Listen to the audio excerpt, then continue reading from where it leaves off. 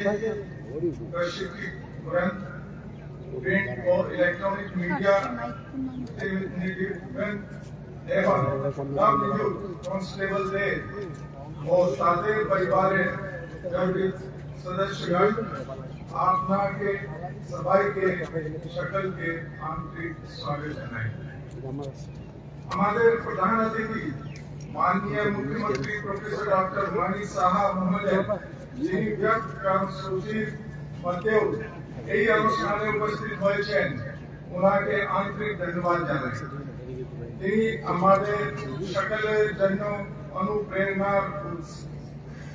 আজকে TD Singh police training academy নরসিংগড়ে 91st ও 92nd ব্যাচের পাসিং আউট প্যারেড অনুষ্ঠানে আপনাদের উপস্থিতি আমাদের জন্য অত্যন্ত গৌরব ও আনন্দের বিষয়।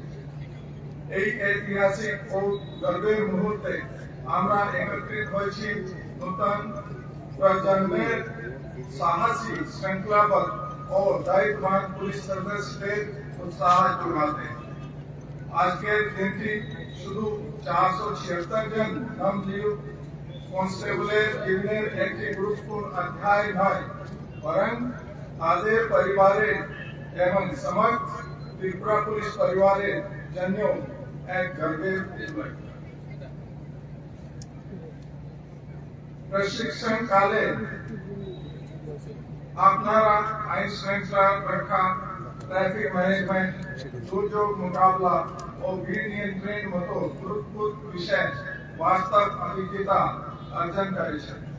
তাছাড়া সম্প্রতি টিটিএডিসি নির্বাচন এবং বিভিন্ন বিভাগীয় বন্দোবস্ত ডিউটিতে গুরুত্বপূর্ণ ভূমিকা পালন করার পাশাপাশি মূল্যবান প্র্যাকটিক্যাল অভিজ্ঞতা অর্জন করেছেন।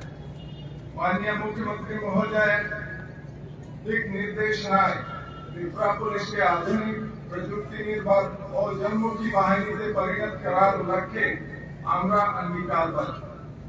সাইবার অপরাধ দমন, कम्युनिटी पुलिसिंग, नारी और शिशु सुरक्षा एवं पेशागत दक्षता वृद्धि क्षेत्र आपनादेर गुरुत्वपूर्ण भूमिका पालन करते होंगे। प्रिय नवनियुक्त कॉन्स्टेबलगण, मने राखें এই ইউনিফর্ম শুধু একটি পোশাক নয়, একটি দায়িত্ব, সাহস, শৃঙ্খলা ও জনগণের আস্থার প্রতীক। सतता, मानविकता और कर्तव्य निष्ठार संगे जनगणेर सेवा कराई होगे। अपना दान करें। আমি টিডি সিং পুলিশ ট্রেনিং একাডেমির সকল প্রশিক্ষক ও কর্মীদের আন্তরিক ধন্যবাদ জানাই।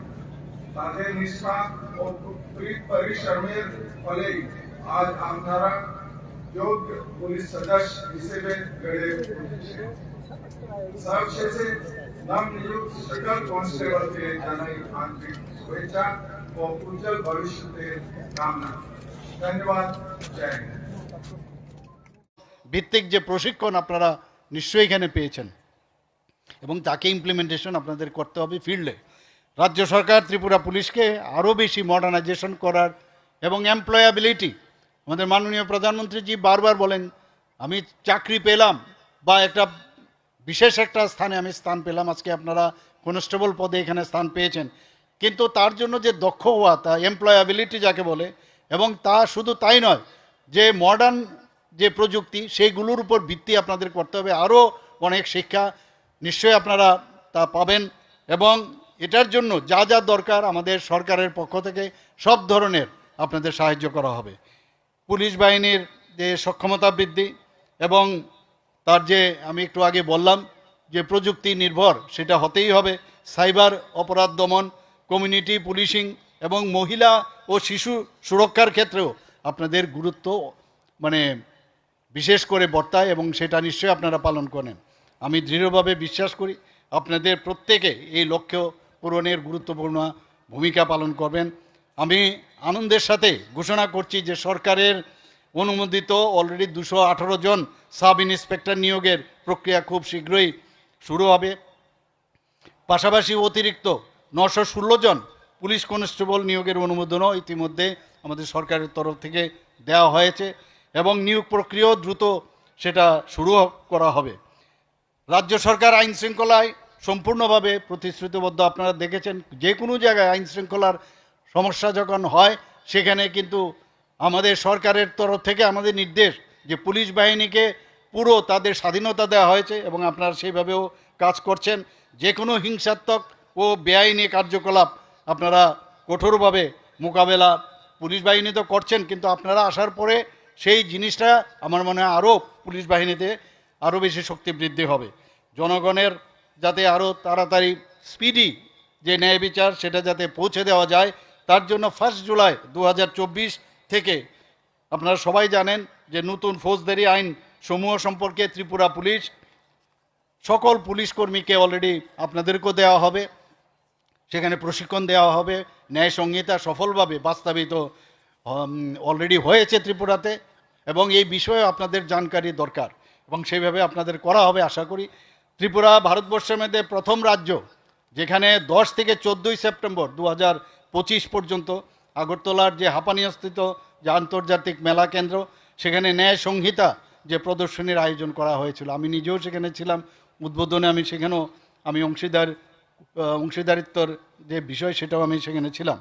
এই প্রদর্শনী নাগরিক, ছাত্রছাত্রী, আইনজীবী এবং সংশ্লিষ্ট প্রত্যেক সকলের মধ্যে ন্যায় সংহিতা অধীনে যে যুগান্তকারী যে পরিবর্তন আনা হয়েছে সেই সম্পর্কে ব্যাপক অ্যাওয়ারনেস প্রোগ্রাম হয়েছে এবং তাতে করে আমার মনে হয় যে মানুষের মধ্যে এই ন্যায় সংহিতা সম্পর্কে অনেক ধ্যান ধারণা এসছে। সেখানে থেমে থাকলেই হবে না, আমাদের আরও অ্যাওয়ারনেস প্রোগ্রাম আরও করতে হবে। আজ আমি অত্যন্ত আনন্দিত যে এখানে দেখলাম একটু আগে 112 ইন্ডিয়া মোবাইল অ্যাপের যে ট্র্যাক মি ফিচারের সূচনা হয়েছে। সত্যি এটা আনন্দের বিষয়। ত্রিপুরা দেশের প্রথম রাজ্য যেখানে 112 ইন্ডিয়া অ্যাপের এই বিশেষ ফিচার আজকে এখানে গ্রহণ করেছে। আমি এর জন্য পুলিশ বাহিনীর যিনি প্রধান ধ্যানকরজিকেও আমি ধন্যবাদ দেব।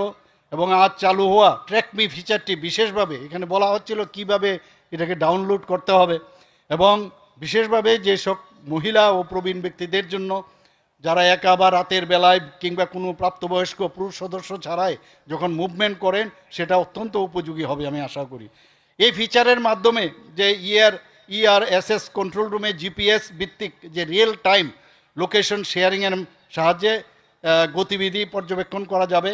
কোনো বিপজ্জনক বা শত্রুতাপূর্ণ পরিস্থিতির সৃষ্টি হলে ব্যবহারকারী যিনি ডাউনলোড করে সেটাকে সম্পূর্ণভাবে তৈরি থাকবে লোকেশন, সেটাকে প্রপারলি সবসময় রাখতে হবে এবং ডেঞ্জার বটন চাপলেই জরুরি পরিষেবা যে যানবাহন আছে সেটা দ্রুত সেখানে পৌঁছে যেতে সক্ষম হবে।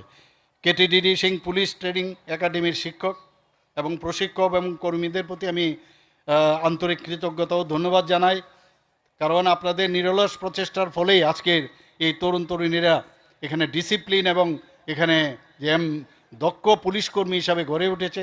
তাদের এই নিষ্ঠা অবদান বিশেষ কৃতিত্বের দাবি রাখে। সবশেষে আপনাদের প্রত্যেকের প্রতি আমার আন্তরিক শুভেচ্ছা রইল। আপনারা যখন জীবনে নতুন